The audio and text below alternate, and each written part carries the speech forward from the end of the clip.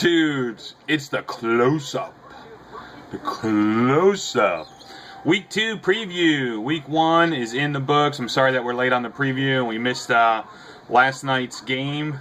I'm actually shocked about last night's game on how close it was. Glad I'm not a betting man anymore, because if I was a betting man, I would have lost a lot of money last night, because I would have definitely given 12.5 points in the Patriots, as I thought they were absolutely going to annihilate the Jets. Let's get on here with our Week 2 preview. Dude, seriously, we don't want to hear from the same people all the time, so I'd love to hear, especially from guys like Reg and Photo Philly, and Bobby's always had great videos. Zach, I'd like to hear Mark Conroy this year, Mr. Messina. Man, I'd love to hear from everybody this year. I think we all would. That would be really cool. So let's do a quick little preview. I know that we missed last night's game, and there's already stuff going on, but Brady was definitely disappointing. The Watchmen and the Brawlers.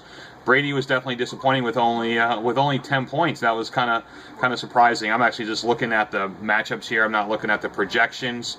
But as I look at things, I think Doug Martin going to have a great game. I think Lamar Miller is a bust. He's up and down, not a great solid player. Definitely concerned about Eric Decker on the Watchmen.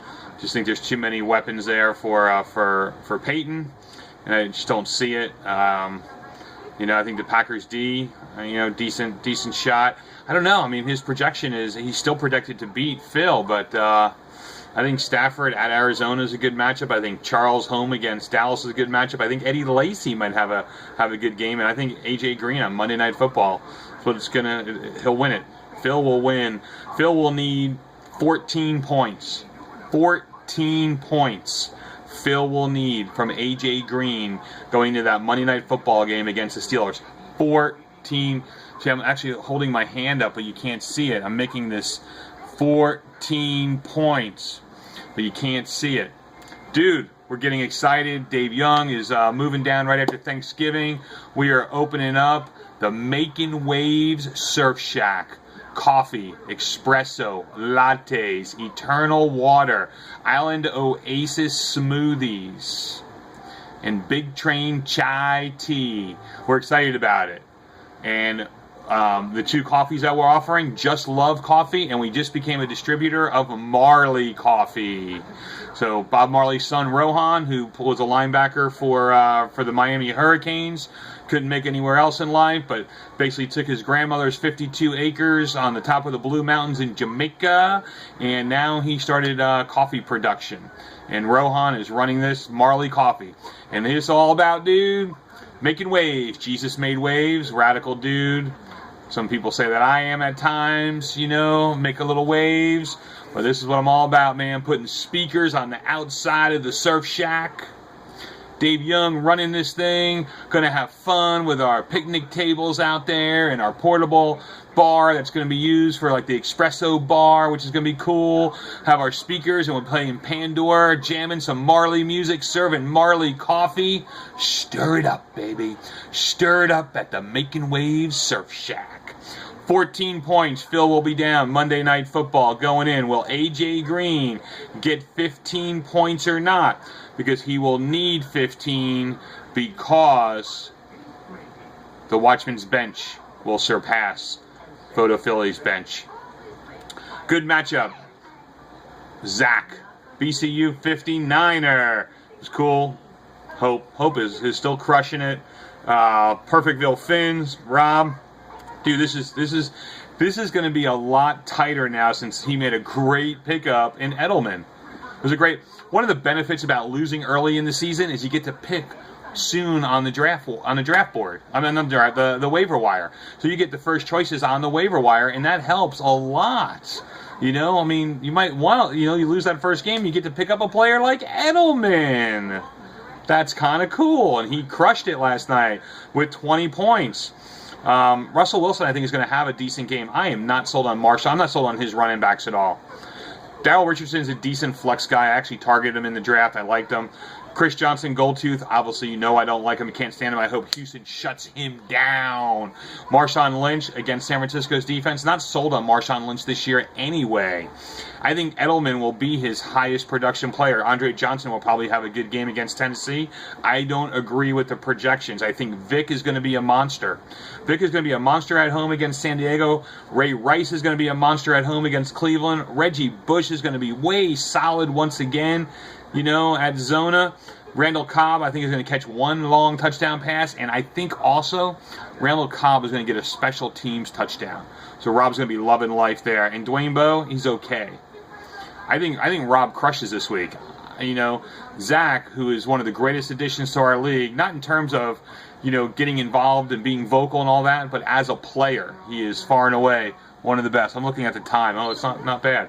Next, we got, I am loving Mr. Jefferson Starships logo. I love that picture, dude. This is good. This is a big game between 0-1 dudes. Big game on 0-1 dudes in the division. No one wants to go 0-2 right off the bat, in this game. Patriots D came up, as expected. I don't know what their projection was. I'm actually going to click on it because I'm curious. Whoa, they went way over their projection. It was only 14 against the Jets. I thought the Patriots were the best play defensively this week against the Jets. Wow. Dude, why'd you draft Frank Gore so high and now he's sitting on your bench just because he's playing against Seattle? Well, he's got hurt, and Roddy White, wow. Kaepernick, you got tough matchups, Bobby. How does he have a projection of 145? That could be the highest projection. Calvin Johnson, big game, probably. Emmanuel Sanders, decent game, probably.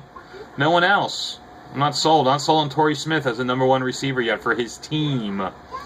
C.J. Spiller, I think he'll have a good game. Forte is going to be a monster, huge game. David Wilson, nice bounce back. Victor Cruz, big game. Eli wants to air it out against the older bro. See how he does. I think Gabe romps this week. After that tough loss in week number 1. Mafia and the Canes.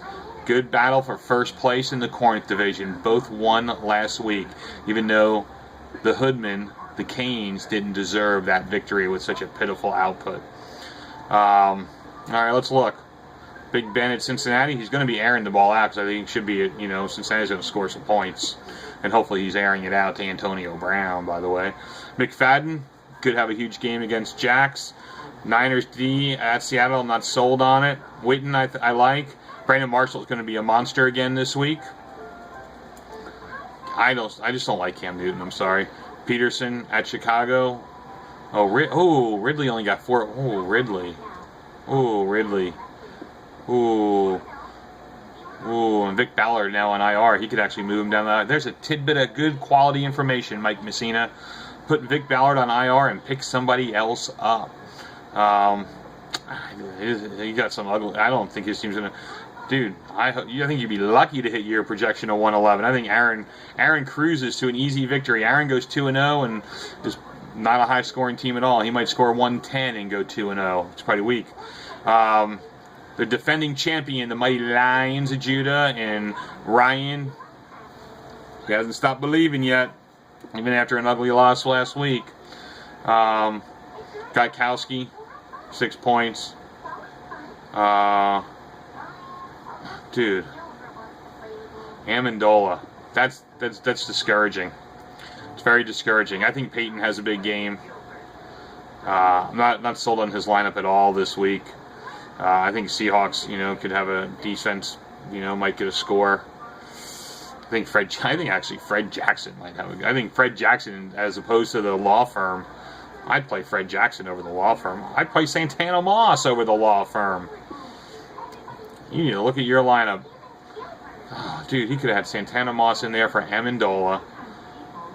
And even the law firm or Fred Jackson, he could have been competitive this week. But I think Ryan crushes again. I think Matt Ryan has a great week. I think Arian Foster has a good week. I think Sproles has a good week.